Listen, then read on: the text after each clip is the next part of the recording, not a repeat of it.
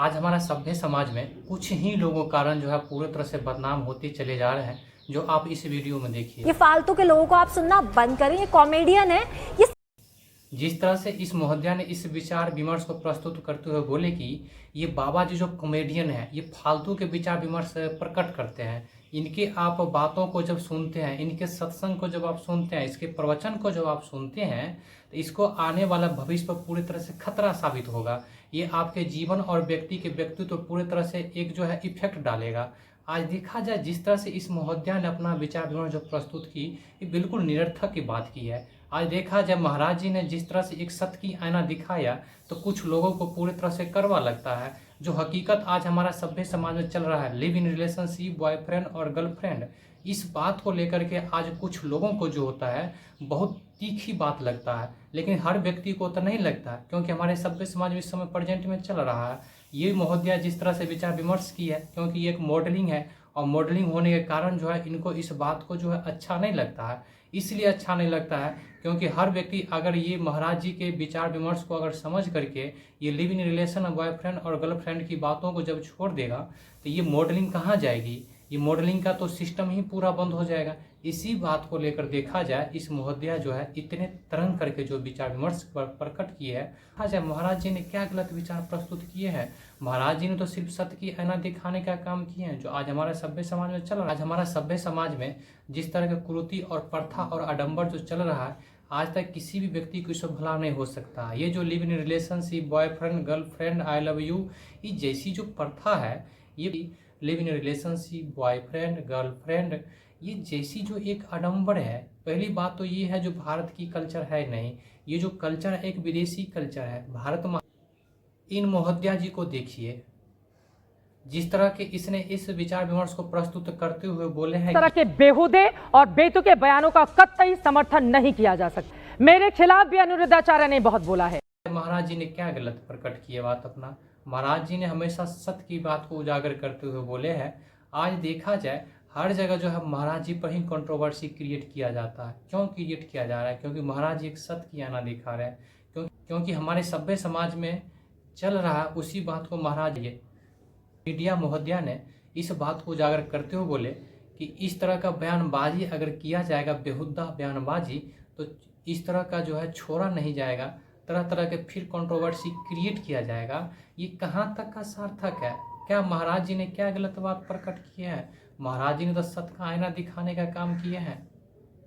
यही जो है हमारे सभ्य समाज को, उन्नति को अपना गाड़ी लेने जाते हैं, उसका टेस्ट ड्राइव करते हैं ना, तो अगर आप अपनी पूरी जिंदगी किसी के साथ व्यतीत करना चाहते हैं, उसको टेस्ट ड्राइव करना चाहते हैं, उसको क्या करते हैं? इस तरह से इस महोदया ने इस बात को प्रकट करते हुए बोले हैं कि लिव इन रिलेशनशिप में जो है टेस्ट ड्राइव करके चेक कर लेना चाहिए, उसके बाद ही विवाह करना चाहिए। ये मानसिक रूप से कितना बीमार है?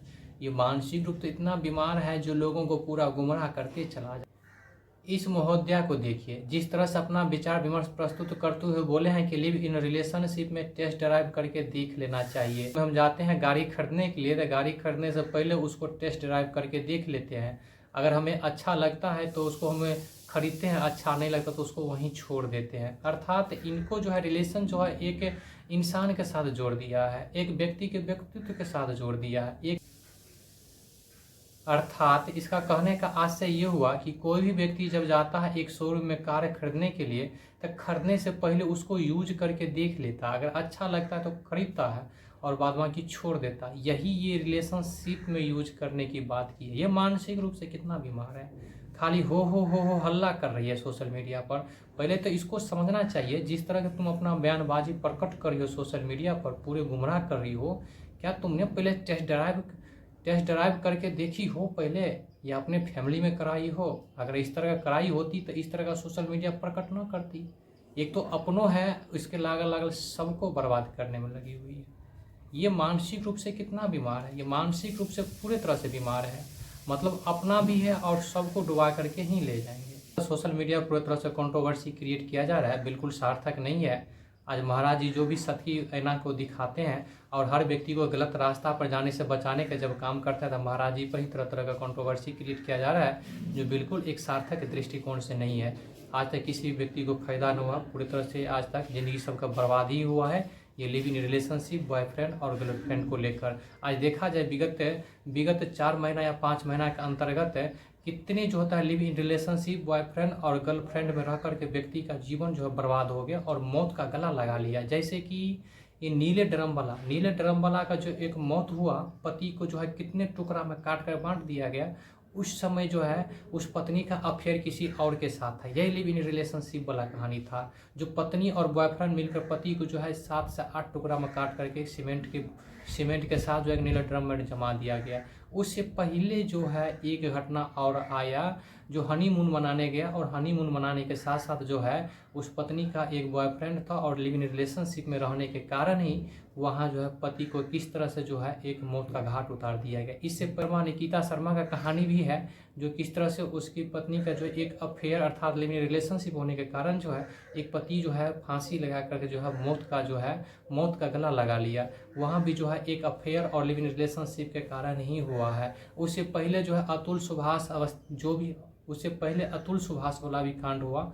उस समय में एक पत्नी के अफेयर के कारण ही या तरह तरह की समस्या के कारण ही ये देखने को मिला। आज हम पूछते हैं इस महोदया सबसे, जिस तरह से बेतुकार जो है सोशल मीडिया पर कंट्रोवर्सी क्रिएट किया जा रहा है, क्या उस समय तुम्हारे जुबान पर जो है ताला लटका हुआ था या जुबान तुम्हारा बंद था? क्या उस समय अगर तुम इस सब व्यक्ति को अगर जान बचा लेती तब हम समझते तुम अच्छी काम कर रही हो, अच्छी विचार विमर्श प्रस्तुत कर रही हो। ये तो बिल्कुल निरर्थक की बात तुम सब प्रकट कर रही हो।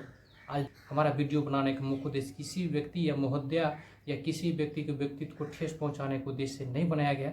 ये वीडियो इसलिए बनाया गया क्योंकि जिस तरह से आप सोशल मीडिया में तरह तरह की कंट्रोवर्सी क्रिएट कर रहे हैं, आप कंट्रोवर्सी क्रिएट न करें। आप किसी को सही रास्ता दिखा नहीं सकते हैं तो गलत रास्ता को मत